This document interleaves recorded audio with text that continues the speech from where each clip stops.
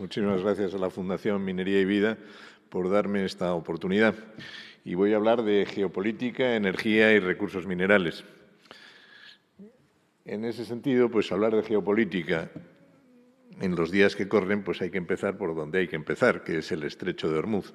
Lo que he tratado de significar aquí es el doble bloqueo. El bloqueo de los iraníes a la zona más estrecha, donde sobresale la punta, que es Omán. Recordar que la geografía política aquí es complicada. Los Emiratos y Omán comparten esa esquina. Y después el bloqueo americano.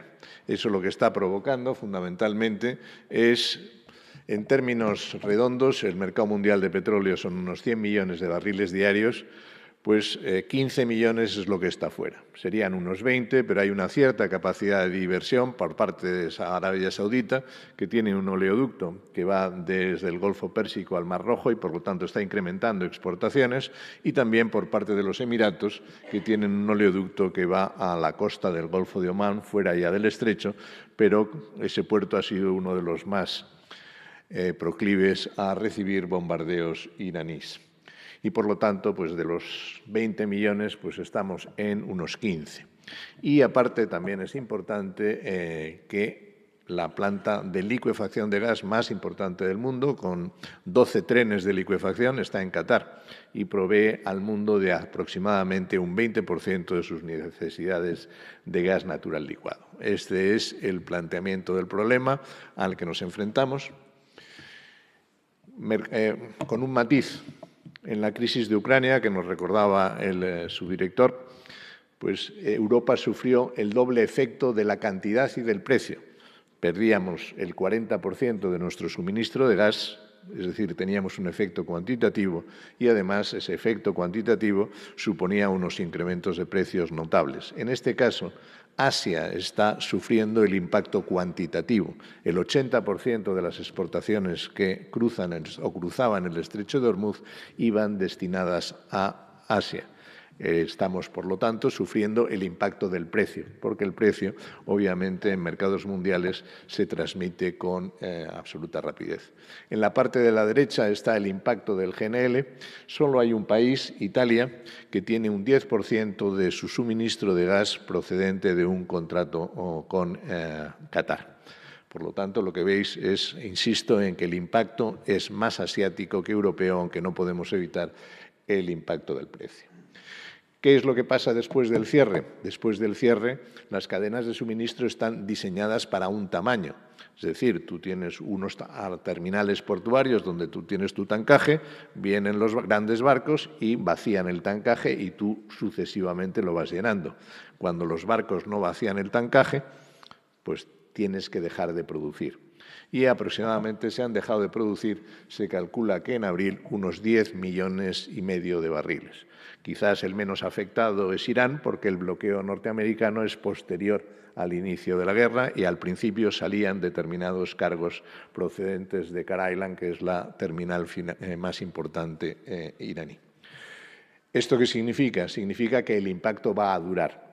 La producción de petróleo no es abrir un grifo y cerrar un grifo. Depende, sobre todo en yacimientos viejos, de la presión del yacimiento, y el petróleo o el gas están en los intersticios, en los poros de las rocas, no son piscinas. Y, por lo tanto, es necesario recuperar la presión del yacimiento, y las primeras ideas que se transmiten es que aproximadamente unos 9-10 meses se tardará en recuperar los niveles de producción, de forma proporcional a la antigüedad de los yacimientos, como regla general. Hay otro problema adicional, que es la evaluación de daños. Leemos, un dron ataca la refinería X. No es lo mismo que el dron impacte en las oficinas de la refinería, que impacte en un tancaje o que impacte en la torre de destilación, que es el elemento esencial. Esa evaluación de daños pues también requerirá tiempo para que esos impactos desaparezcan y se pueda reconstruir la infraestructura existente.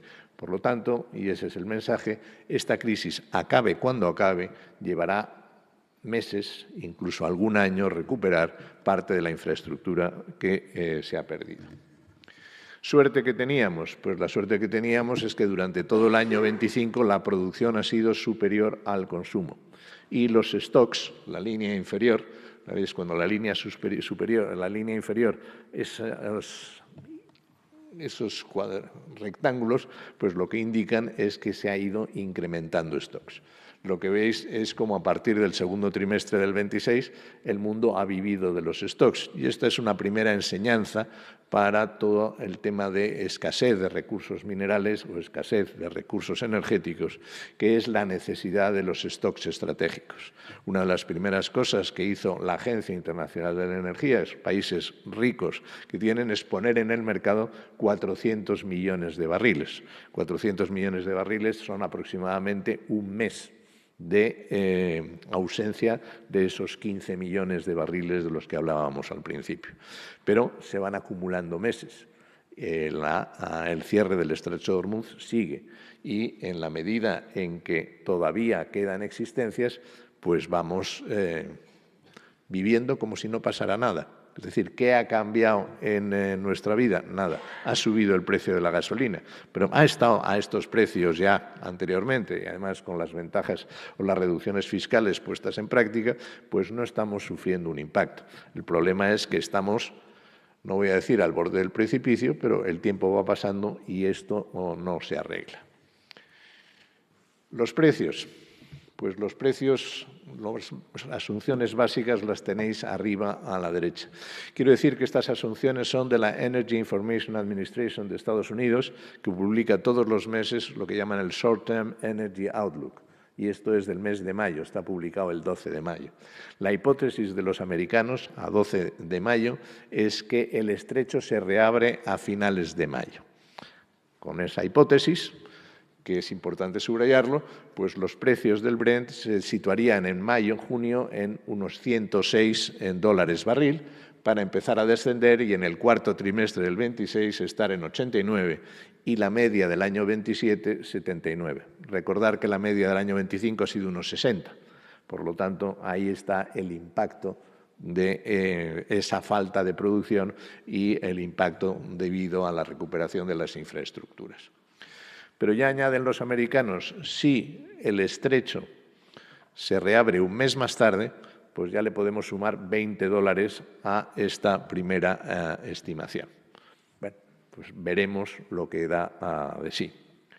Este es un informe preparado por JP Morgan, el banco más importante del mundo, y que obviamente pues está, como todos los servicios de estudios de los bancos, están dedicando sus sesudas reflexiones a esto. Para finales de junio, según JP Morgan, el mundo habrá alcanzado el nivel de estrés operacional. Es decir, ya las operaciones empezarían a no poder realizarse. De hecho, ya está ocurriendo en varios países, es decir, Pakistán, países menos desarrollados que no tienen capacidad de tancaje, no tienen existencias estratégicas, están sufriendo ya el impacto. En Europa lo hemos intuido con la posible falta de queroseno en verano y ya algunas líneas aéreas o algunos aeropuertos han dicho que tienen que restringir vuelos y, de hecho, las líneas aéreas han restringido bastantes vuelos. Pero el problema es si llegamos a septiembre. Si llegamos a septiembre, según este banco, alcanzaríamos ya el suelo operacional. Empezaríamos a tener que paralizar parte de las operaciones. Aunque no tengamos el impacto en cantidad que tenía inicialmente Asia, hay que recordar que hay que competir por el crudo. Es decir, tú tienes un cargamento de crudo y hay que pagar por ese crudo para realmente traértelo. España está en buena situación. ¿Por qué? Porque hemos invertido en refino. Al invertir en refino tenemos más capacidad de transformar el petróleo en productos que valen más. Por lo tanto, si yo tengo una refinería compleja, puedo pagar más por ese crudo que el que tiene una refinería simple. Tenemos otra ventaja, estamos en la cuenca atlántica, donde hay petróleo, y por lo tanto tenemos esa menor flete.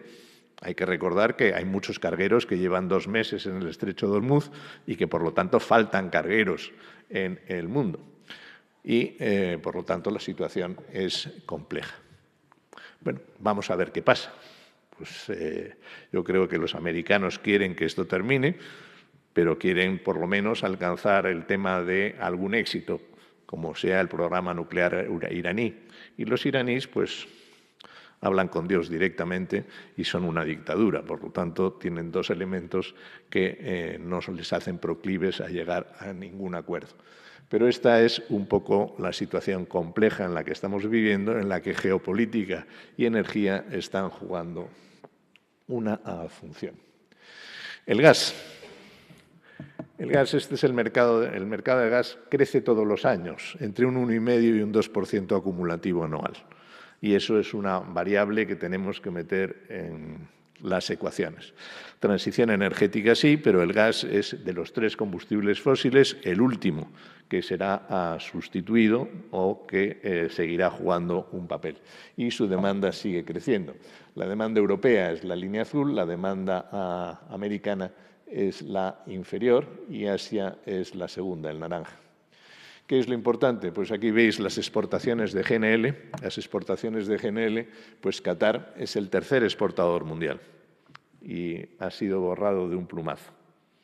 Estados Unidos es el primer exportador del mundo. Hay que reconocer a la economía norteamericana su capacidad de adaptación y flexibilidad. En 2016, Estados Unidos no exportaba un solo metro cúbico de gas natural licuado. En 10 años es el mayor exportador del mundo. Y ahora mismo Trump no va a solucionar sus problemas de balanza comercial con los aranceles, pero posiblemente va a arreglarlos bastante con la exportación de gas natural licuado, la exportación de queroseno y otros productos petrolíferos a Europa, sobre todo a los precios que está alcanzando en el mercado. También es importante sobre el tema del gas natural licuado, recordar que es un mercado mucho más estrecho. Es decir, el gas normalmente se consume donde se produce. El mercado total de gas solo alcanza al 31% del consumo de gas. Solo se comercializa internacionalmente el 31% de todo el gas que se consume en el mundo. Y en forma de GNL solamente el 13%, que son estos 555 BCM, billion cubic meters. ¿Okay? Entonces, el problema es que es un mercado mucho más estrecho y cuando te faltan 100, pues está faltando, como hemos visto, el 20%. Los precios del gas, pues también echados a perder para un año. Es decir, estas son las cotizaciones del marcador europeo, TTF, que es el marcador holandés, verano-invierno del 26, verano-invierno del 27, verano-invierno del 28. Es decir, en el 28 se espera recuperar los niveles que teníamos en el 25. Por lo tanto, es una crisis que va a ser álgida este año, que no sabemos cuándo terminará. Si se retrasa, va a ser grave y vamos a tener unos impactos importantes, pero en cualquier caso tenemos inflación derivada de estos precios a lo largo de los próximos 2 años. Que hagan los bancos centrales, si suben tipos de interés o no, pues es una decisión que ahora mismo no vemos. En el tema del gas hay 2 temas importantes. Uno es el llenado de los almacenes europeos. Europa consume mucho más gas en invierno, sobre todo en lo que es Europa central, y lo que dispone es de almacenamientos subterráneos que va llenando durante la época de primavera-verano. La normativa europea, después de la crisis de Ucrania, fue que en el 1 de noviembre tenía que tener al menos el 90%. Bueno, la línea amarilla, pues estamos en estos momentos, y es comprensible, en los mismos niveles del año 22. ¿Por qué? Porque la gente espera que si acaba la crisis el precio va a bajar, compraré más tarde. Pero si queremos llenar nuestros almacenes, que es lo que tenéis a la derecha, pues necesitamos entre 40 y 70 BCMs para un mercado mundial de 550. Es decir, vamos a querer comprar el 10% del gas que falta en el mundo en 3 meses. Entonces, también los traders, efectivamente, lo que no quieren es comprar ahora para que luego les baje el precio. Estamos todos esperando a ver si esto acaba y baja el precio. Y todos es todos. También está China. La línea gris es como China compraba GNL el año pasado y la línea amarilla inferior es como está comprando este año. Pues de momento 2 meses ha estado sin comprar, pero tiene que empezar a comprar. y el mercado chino o sus compras chinas son 200 BCM al año. Por lo tanto, si China y Europa, que son dos de los grandes compradores, deciden esperar, que es lo lógico, pues es posible que nos encontremos con problemas o subidas más aceleradas de precio para a finales de este verano. Como es una charla sobre geopolítica, pues me gustaría poneros dos imágenes que, a mi juicio, reflejan el porqué. Las guerras son una mierda, pero por qué la mierda que estamos viviendo se está materializando o hasta qué punto se ha materializado en estos momentos. Este gráfico es la importación neta de productos petrolíferos de Estados Unidos. Es decir, cuánto crudo importa Estados Unidos menos cuánto crudo exporta Estados Unidos, más cuántos productos petrolíferos importa Estados Unidos, menos cuántos productos petrolíferos exporta Estados Unidos. Y desde el año 20 el saldo es negativo. Es decir, Estados Unidos es un exportador neto de petróleo y productos petrolíferos.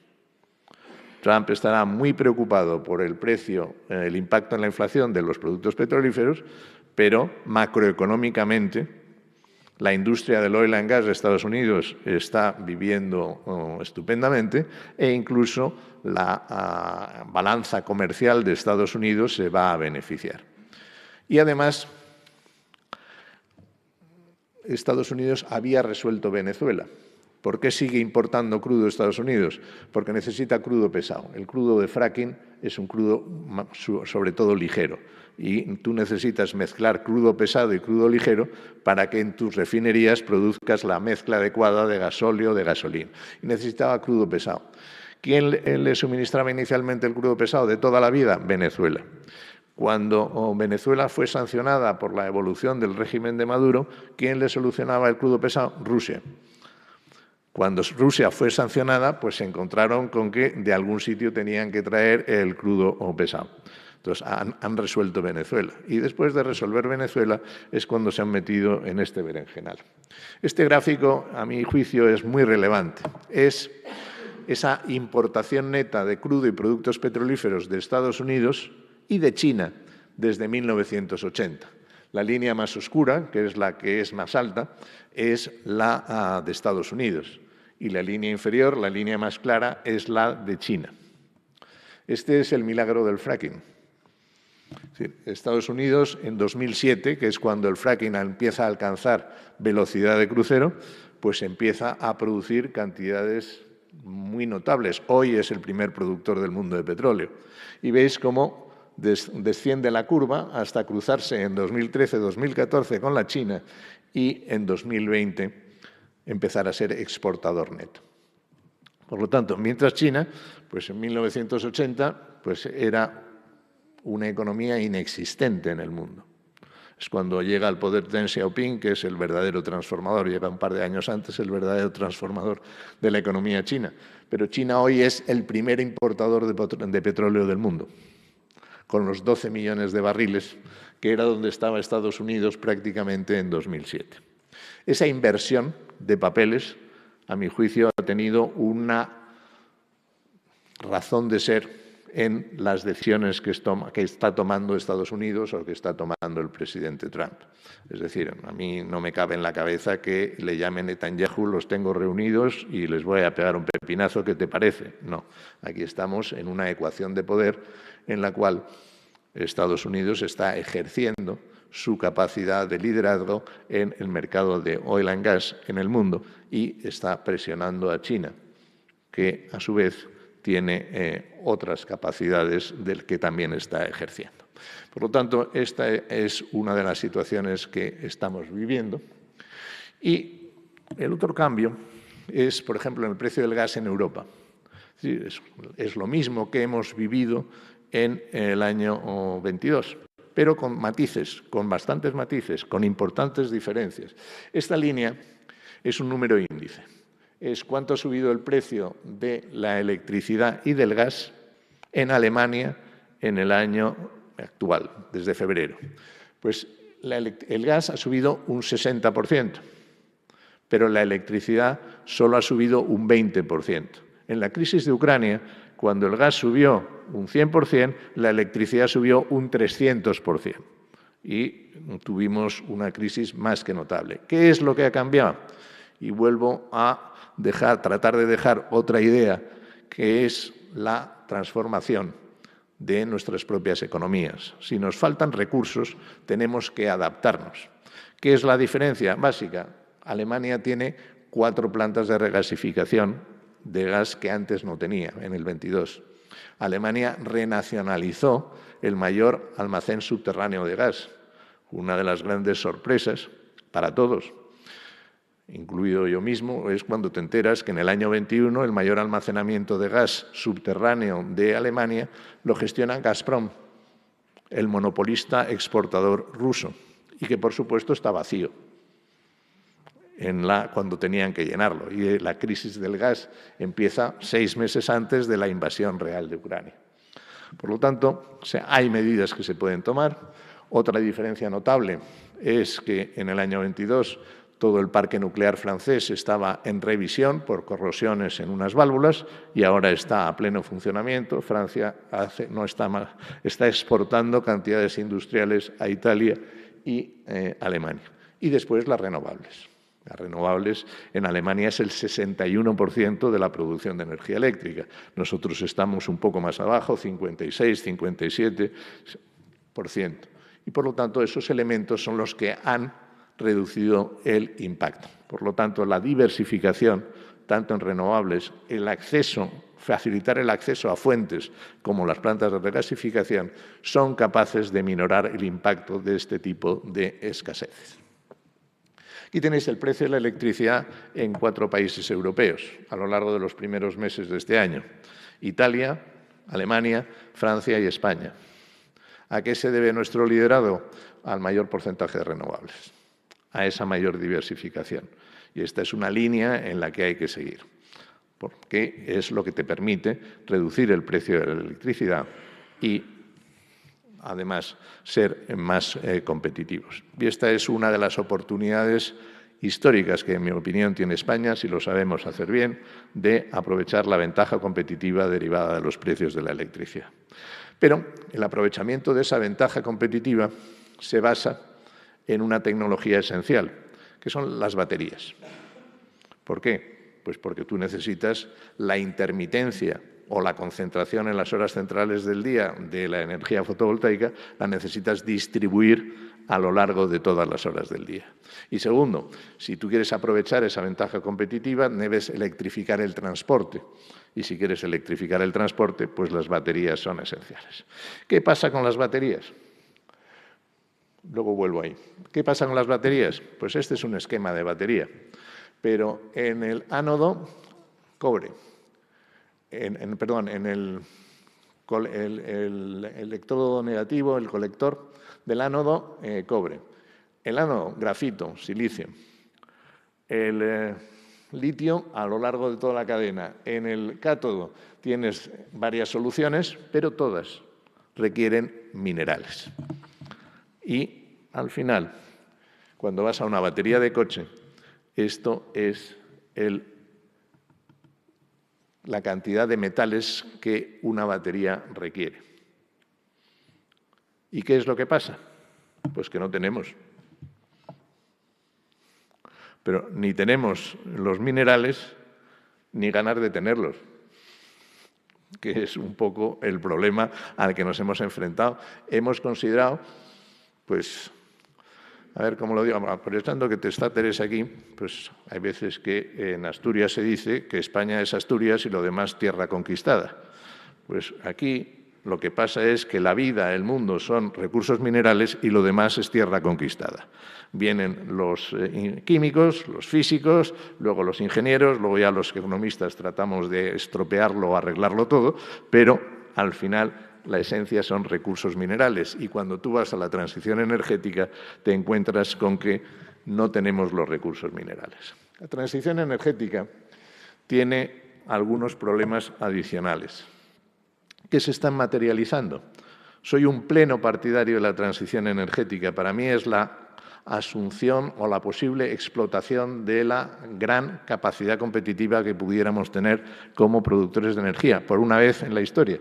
Pero hay que recordar siempre que el suministro de energía o el suministro de cualquier material es seguro y asequible para promover el desarrollo económico. Lo que no puedes decir es voy a decrecer. No hago el aeropuerto del Prat. Pues ¿cómo no vas a hacer el aeropuerto del Prat? O el acuerdo que han llegado ayer, que es hacer una línea de ferrocarril que supere, que envuelva todo el área metropolitana de Barcelona. Al final se necesita crecer. Todo es para crecer. No vas a poder resolver ninguna desigualdad si la economía no crece. Y, por lo tanto, todo lo que es el decrecimiento económico tenemos que dejarlo atrás. Y después tenemos una manía de ponernos plazos. Pero en todo esto de los recursos minerales y los plazos no se van a poner por políticos, se van a poner por las tecnologías. Es decir, si tienes una tecnología efectivamente disponible, y efectivamente disponible significa que la tecnología existe, pero que es económicamente viable, tienes una tecnología. Y al final tiene que ser socialmente aceptable. Y ese es el papel esencial que juega esta fundación. Convencer a la gente de que hay que seguir creciendo, que si no creces no es posible superar desigualdades que son inherentes a toda sociedad, pero que los plazos los marcan las tecnologías y, por lo tanto, hay que invertir en tecnologías, hay que invertir en investigación básica, en investigación aplicada, hay que reducir los costes de todos los procesos y hay que convencer a la sociedad de que ese es el camino correcto. Y ese es, en esencia, el problema que tenemos. Demasiado plazo en Boletín Oficial del Estado o en el Diario Oficial de las Comunidades Europeas y poca atención a la tecnología. Y hemos regalado la función de encontrar, manejar los recursos minerales que, al final, son la esencia del crecimiento. Este es un gráfico sobre cómo van a crecer la demanda de cobre, litio, níquel, cobalto, grafito y tierras raras, fundamentalmente derivado en los próximos años. Este gráfico es de la Agencia Internacional de la Energía hasta el año 40 y la parte verde inferior es lo que se debe a la transición energética.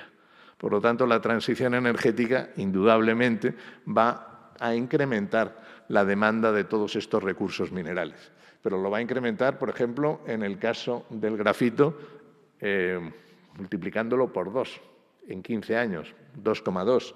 En el caso del litio, multiplicándolo por 4,7. Y en el caso de las tierras raras, multiplicándolo por 1,6. Es decir, estamos hablando de incrementos en proyectos industriales, minería, que requieren muchísimo tiempo de maduración. Por empezar por el permitting y por seguir por las inversiones y todo lo demás, estamos hablando de unos incrementos de demanda brutales. Y esos incrementos de demanda brutales requieren pues, un acuerdo social sobre su acometida. Nos hemos encontrado con otro problema adicional. Estos son dónde están ubicados los recursos minerales. Bueno, hay una cierta diversidad, aunque hay un primer productor que suele tener una ventaja. El problema es cuando vas aquí, al refino. El rojo es China. O sea, China, tenga o no tenga recursos minerales, se las ha agenciado para tener toda la capacidad de refino. En ninguna de todas estas materias primas básicas tiene menos del 40% de la capacidad de refino. Y en 2, grafito y tierras raras, tiene prácticamente el monopolio mundial. Este es el segundo problema.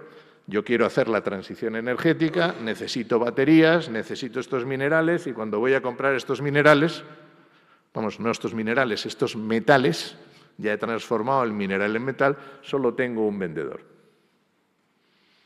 Bueno, pues es otra idea que hay que meter ahí en la cazuela para seguirle dando vueltas. Vamos a seguir insistiendo. Este es el flujo de la cadena de valor comercial de coches eléctricos, empezando por los ánodos y cátodos de la batería, donde el control chino es prácticamente absoluto. En cátodos y ánodos veis una estrechísima línea azul que corresponde a Europa. Luego ya en la manufactura de baterías tenemos un papel más importante, pero básicamente es porque empresas chinas están invirtiendo aquí. No es porque tengamos tecnología europea. Y después vamos a los coches, donde bueno, tenemos una tradición y estamos forzando la máquina para producir más coches. Y algo parecido pasa a Norteamérica. Al final, el negocio chino. Entonces, hay que pensar si nos queremos embarcar en una aventura que nos pone en las manos de China, sobre todo si tenemos en cuenta que la intensidad en carbono de la electricidad china está en los 500 más o menos gramos de CO2 por kilovatio hora y la nuestra está en 100 y bajando. Por lo tanto, lo que estamos haciendo es importar emisiones. Si todo esto se hace por bajar emisiones, el negocio que estamos haciendo es importar las emisiones de China. Emisiones que, entre otras cosas, se producen porque hay que reconocer que el refino de minerales pues, no es una actividad especialmente limpia. Pero este es el futuro si no nos lo tomamos en serio. Esto es para qué va a pasar en 2035, la previsión. Pues la distribución de minería seguirá siendo más o menos la misma porque los recursos están donde están, pero en el refino vamos a seguir estando igual. Quiero con esto decir que si queremos tomárnoslo en serio, hay que empezar a trabajar para los próximos 20, 25, 30 años. Si no, no vamos a... Entre todo esto, pues siempre hay matices. Por ejemplo, en baterías, oye, que hagan las células los chinos, pero el ensamblaje y el software podemos hacerlo aquí. De hecho, hay en compañías españolas, Power Solutions en Valencia y demás, que están trabajando activamente en todas estas cosas. Es decir, siempre hay matices. Pero recordar que la geopolítica, si no queremos dentro de unos años encontrarnos con problemas geopolíticos, deberíamos empezar a tomar decisiones ya. Esto es una de las cosas que han hecho los americanos. Los americanos tienen dos listas de minerales. Uno lo que consideran minerales críticos y otro lo que consideran minerales estratégicos. Minerales críticos es simplemente por valor económico en las cadenas de valor y la importancia para la industria americana. Cuando estamos hablando de minerales estratégicos ya es el Departamento, antes de Defensa, ahora de Guerra, el que interviene. Y esta es la lista, los elementos que coinciden en ambas listas. Tierras raras, magnets, imanes, fundamentales para el coche eléctrico, fundamentales para las baterías, fundamentales para los molinos y fundamentales para los misiles. Que si alguna vez nos preguntamos por qué los misiles dan curvas cuando van por el aire, pues es gracias a los imanes, es gracias a las tierras raras. En la parte final está a todos los minerales de la familia del platino, esenciales para los electrolizadores.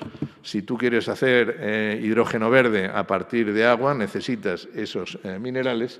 Y después pues hay toda una serie de metales que sirven para electrónica, sensores, precisión y para aleaciones. Con lo cual es necesario que nos tomemos en serio esta política de minerales en Europa, que tengamos nuestros stocks estratégicos, de la misma manera que el stock estratégico de petróleo nos ha servido para navegar por lo menos estos meses.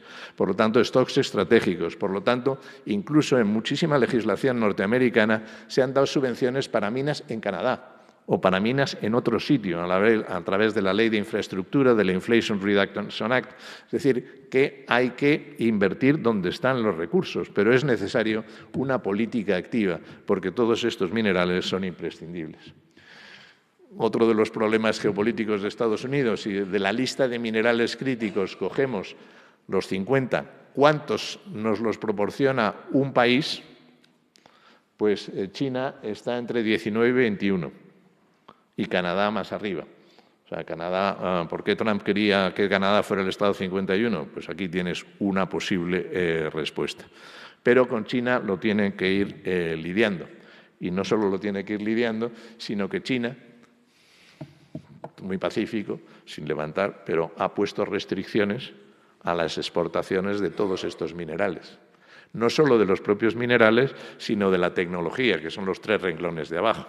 Y, por lo tanto, no nos creamos que solo Trump usa este tipo de matonismo. Pues no, esto ya se ha convertido, tras la guerra de Ucrania, en que el país exportador de recursos utiliza sus recursos como arma de negociación política. Y eso es una realidad que también tenemos que incorporar a nuestro razonamiento e insisto en la necesidad de tenerlo presente. Y una última reflexión. Para un país que no tiene muchos recursos, aunque podría encontrar recursos y podría trabajar algunos recursos más, y tenemos el plan de la minería, vamos a ver si somos capaces. Pero desde ya lo que sí podemos es industria de reciclado. O sea, si hay coches eléctricos vamos a tener baterías y los minerales de esas baterías, los metales de esas baterías se pueden reciclar. Entonces, el reciclaje es una de las industrias más importantes en todos los órdenes que podemos desarrollar en España en los próximos años. Y con esto termino. Creo haberme ceñido a la media hora y simplemente indicar lo que ya he dicho. Los recursos minerales son la esencia de nuestra vida y de nuestro mundo. Y, por lo tanto, son absolutamente imprescindibles. Los viviremos más, los viviremos menos, pero no podemos vivir sin ellos de la misma manera que hoy no podemos vivir sin la energía. Y esa es una realidad que tenemos que interiorizar y que tenemos que movilizar para ser capaces de solucionar este problema estratégico que se va a seguir viviendo a lo largo de los próximos años. Muchísimas gracias.